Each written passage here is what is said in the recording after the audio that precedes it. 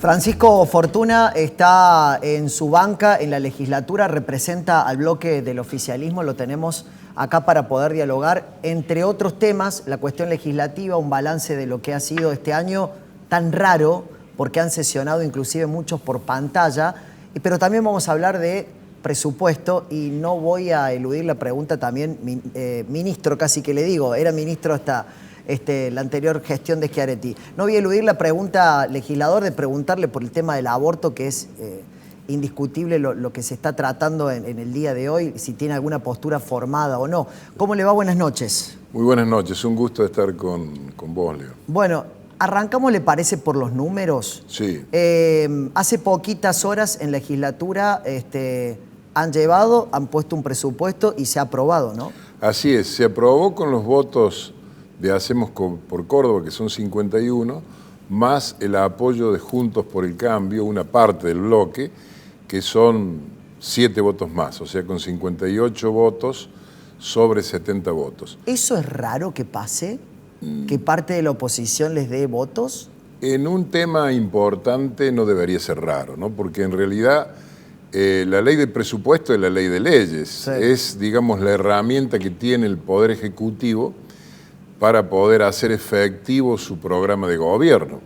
Y en una situación en donde es muy importante achicar las diferencias para que efectivamente todos nos pongamos a trabajar por las cosas que son más importantes, fue buena esta actitud que tuvo el bloque que lidera el legislador Ardú, ¿no? Digamos, la ley de presupuesto es una ley muy importante porque es la herramienta que tiene el gobierno para poder llevar a la práctica su programa. Obviamente, en una situación como en la que estamos hoy, en donde más allá de las realidades que vivimos en nuestro país, de los últimos 2 años, con alta inflación, con efectos que se dieron en la pobreza a nivel de la población, con la recesión que generó, por supuesto, también problemas en las cuestiones que tienen que ver con la actividad económica. Esto se le suma a la pandemia, sin duda de que ha hecho que este gobierno que conduce Schiaretti tuviera que reorganizarse desde el punto de vista de la ejecución del presupuesto para cubrir las necesidades. Una muy importante es la que ha devenido en el sistema de salud, ¿verdad? Claro, han tenido que destinar a lo mejor fondos que no estaban pensados. Exactamente, para ese ámbito. Que se han hecho siempre con autorización del Poder Legislativo. Sí, sí, sí. Por eso también, digamos, la dinámica de la legislatura, vos me mencionabas antes algo, ha sido muy importante porque en realidad, a pesar de que hemos tenido que usar el distanciamiento, que siempre hemos estado trabajando durante todo el año, porque ha habido además una demanda circunstancial para dar respuesta rápida, a veces por iniciativa de los legisladores, otras veces por iniciativas del Poder Ejecutivo, que han hecho de que el Poder Legislativo funcione como nunca desde ese punto de vista. Con este presupuesto que se ha aprobado, ¿qué nos espera económicamente, hablando de 2021, digamos, sí, para Córdoba? Este presupuesto tiene ejes que son importantes. Primero, hay un incremento del 30% de los recursos destinados a todo lo que es la cobertura de las necesidades sociales. Un incremento desglosando, por supuesto, dejando de lado la inflación. O sea, un incremento real, que eso es muy importante porque en definitiva son 30.000 millones de pesos que se destinan, digamos, a esto. Y por el otro lado también hay una importante cantidad de recursos, superan los 60.000 millones, que están destinados, en definitiva, a todo lo que tiene que ver con la inversión en capital. Que esto es movilizar la economía, ¿no es cierto? Como está pasando, por ejemplo, ahora con lo que es la tercera vía de la circunvalación. Pero hay obras viales, hay obras, digamos, que están vinculadas con las escuelas, con los hospitales, hay obras que están vinculadas con el tendido de la red de gas, hay obras que están vinculadas con todo lo que es también el tendido, ¿no es cierto?, de la red para toda la red informática de la provincia, que se aprovechó los gasoductos para esto. Y obviamente también hay un criterio, digamos, de apoyo a todo lo que es el desarrollo de las cuestiones sociales, como te decía recién, porque porque indudablemente en una situación de mayor vulnerabilidad por parte de la población hay que estar apoyando a todos. Los propios analistas económicos esperan un año muy complicado para el próximo. ¿Y en qué se ha achicado, si es que se achica en algo? ¿Han tenido que achicar algo para destinar fondos para otra cosa? Teniendo en cuenta este contexto, pandemia, paralización, año complicado que se termina y el que viene, dicen que también la proyección. Mira, en realidad lo que hay es una administración de prioridades. Sí. Una administración de prioridades. Por un lado la cuestión social, que es fundamental, y por el otro lado la cuestión que tiene que ver con la actividad económica, que también es importante. Nosotros nos estamos preparando también para un año en donde, si bien no tenemos mucha certeza de qué es lo que va a pasar con un posible rebrote en Argentina y en Córdoba, digamos después del primer trimestre del año que viene, sí tenemos la expectativa de la vacuna y nos estamos preparando también desde ese punto de vista para tener una población objetivo de 1.100.000 personas. Yo digo esto porque siempre la cuestión sanitaria hay que ponerla sobre la mesa cuando uno diseña un presupuesto en una situación de pandemia. El gobierno ha adquirido una experiencia, como en la nación, en la provincia y en el mundo, respecto de qué hacer con los fondos cuando uno está en esta situación. Felizmente, a pesar de todo lo que ha significado para nosotros este tema del COVID-19, una cuestión sorpresiva, inesperada, sí los resultados que hemos tenido tanto en la gestión sanitaria como en el restablecimiento paulatino de la actividad económica en la provincia se está dando. Lo que le voy a preguntar lo enfoco con su profesión, usted también es médico.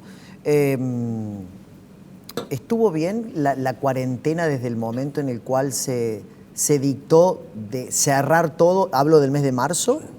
Te puedo decir con toda sinceridad. Sí. A mí me tocó ser ministro de Salud Pública durante 6 años, durante los últimos 6 años hasta el 10 de diciembre del año 2019. Y tenía yo un panorama bastante claro de cuál era la situación del sector público a nivel nacional, no solamente la nuestra, porque compartimos con los ministros. Bueno, la situación de provincia de Buenos Aires era muy complicada desde el punto de vista de la capacidad de la respuesta, sobre todo a nivel de las camas críticas, no solo de la provincia de Buenos Aires, capital, sino de todo el país en realidad. La necesidad de contar con la alta complejidad y con los respiradores, después del panorama que habíamos visto en el mundo, en países del primer mundo, el norte de Italia, que es el lugar de mayor capacidad económica, veíamos que los pacientes llegaban a los servicios de salud y no tenían camas. Entonces, en Argentina se ha dado una cosa importante, que todos los pacientes que requirieron una unidad crítica la tuvieron. Más allá, Leo, de que uno pueda después tener un final en donde uno sufre un fallecimiento porque... Claro, pero lo que me está diciendo es que no, y es verdad, no se ha visto esa imagen de gente tirada en un pasillo esperando por un respirador o desconectar a alguien para conectar a otro. Y eso felizmente ocurrió en todo el país y en los lugares más críticos. ¿Y cerrar en marzo sirvió para eso? ¿Para preparar fue el más sistema que nada, sanitario? por supuesto que sirvió, pero sobre todo también fueron medidas, ¿no es cierto?, que se tomaron teniendo una visión o una expectativa de lo que podía ser, porque nadie sabía con qué velocidad se podía instalar la pandemia también, claro, y el brote en Argentina. Vos viste que ni bien se instaló en el Gran Buenos Aires, después por las rutas se desparramó en todos lados. Entonces, digo, con el diario del lunes, ¿no es cierto?, uno puede después juzgar cosas, pero hay que ver fundamentalmente cuál es y qué es lo que hacemos de ahora en más. Esto es lo importante. ¿Cuál fue la experiencia? ¿Qué hacemos de ahora en más? ¿Cómo vamos a abordar este tema? Por eso hoy una cuestión imperiosa es capacitar todo el recurso humano para disponer de una operación, digamos, de administración de una vacuna para 1.100.000 personas, que en Córdoba es duplicar la cantidad de personas que nosotros habitualmente vacunamos en los programas de vacunación. Es duplicar. ¿Y cómo la ve el tema de la vacuna? A nivel país y después baja cada provincia, ¿no? Bueno, el gobierno nacional Tenían un gran déficit, creo que era freezer, eran lugares para conservar sí, la toda la logística se acomoda. El tema está primero en saber cuál va a ser la vacuna. Tengo entendido que hoy el presidente de la Nación anunció de que la Nación contaría con una capacidad para poder vacunar 10 millones de personas en el primer trimestre del año que viene. Sí, que han firmado con Rusia. Con Rusia, han firmado con Rusia, que es una vacuna que tiene determinadas características. Eso no quiere decir que se hayan cerrado las puertas para otras posibilidades, ¿no? Porque eso también es un buen criterio que lo adoptan la mayoría de los países. No estar solamente vinculado con una respuesta de una vacuna, sino abrir el juego para que uno pueda compensar en función de lo que vaya a ser la producción, la demanda. Vos fíjate, nosotros tenemos, la humanidad está compuesta por 7.000 millones de personas. Para tener una campaña de vacunación eficiente necesitamos por lo menos vacunar cerca de los 2.000 millones de personas. Un porcentaje alto que... Obviamente, todavía... más con un virus desconocido como este. Inclusive las recomendaciones sanitarias son que aquel que ha padecido el COVID también se debe vacunar. También se tiene que vacunar. Porque obviamente tampoco se conoce el tiempo y la inmunidad que genera en cada una de las personas.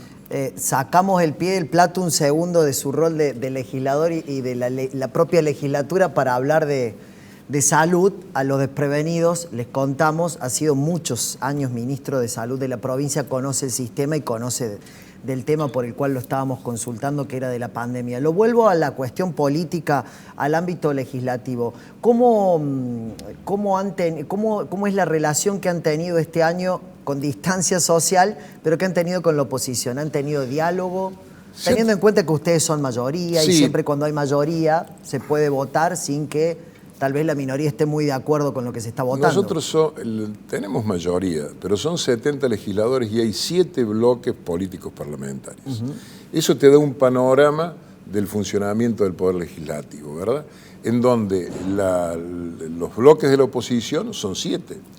Y eso implica también un trabajo muy importante. Fíjate, nosotros hemos venido elaborando un trabajo en función de lo que se hace efectivamente en la legislatura.